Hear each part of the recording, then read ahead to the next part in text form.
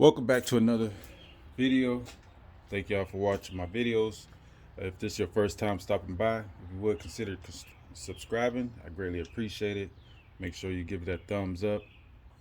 Today I'm going to show y'all how to remove this water housing. It's on the 2011 Chevy Cruze 1.4 turbo.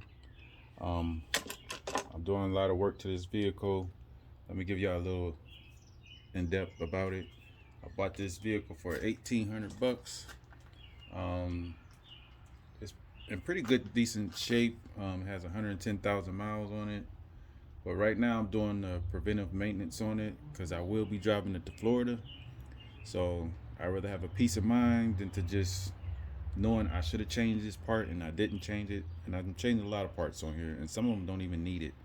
But a peace of mind on the road is, for me, it's idea to do what I need to do to this car. But without further ado, let's get right into this. But this is the housing. This right here is where the sensor go in for your coolant temperature sensor. And as you can see, you have a hose here, hose here, hose here, and a hose here.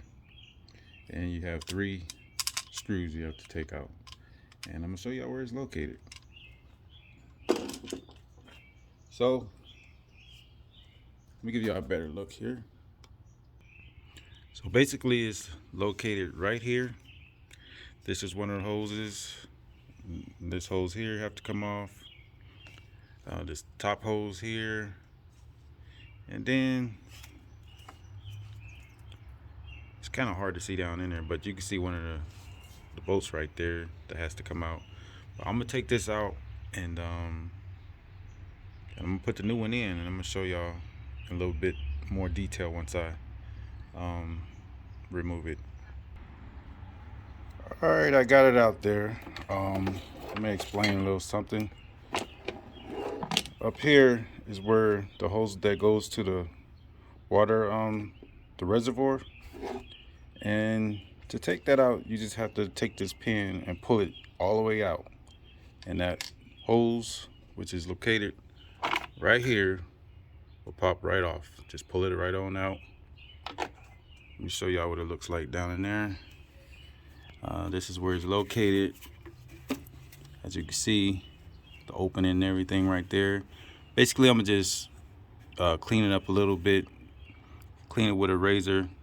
All I'm gonna do is just get the excess gasket off. No gouging going on, just slide the razor across and put the new one on. I'm gonna tell you what, this hose back here, which lead to the radiator, heater cord, it's a little doozy to get off because it's kind of tight off in here. So I use a pair of vice grips to hold that clip. And I think it's a good idea, if you're changing this, you might want to change this hose too, because this hose get really soft, and it's really soft right now. I'm considering changing that out.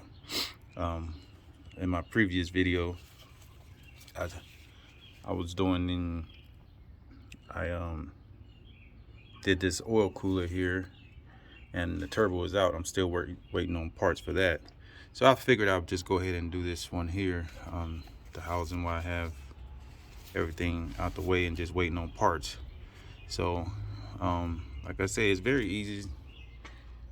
You're gonna have to remove this hose here from the throttle body here, and it give you more space. But other than that, if you have any questions, feel free to ask. Don't forget to like and subscribe. I appreciate y'all watching my video. Y'all have a good day. All right, I just wanted to show y'all something here. Little bonus footage. Here, as you can see, you have a nub that fits down in here, and the new one has one already in it. So therefore, you have to take this nub off of this one so this hose fit down in there properly. And basically, all you have to do is take this clip right here and push outward like so, and take that clip off and pull it off.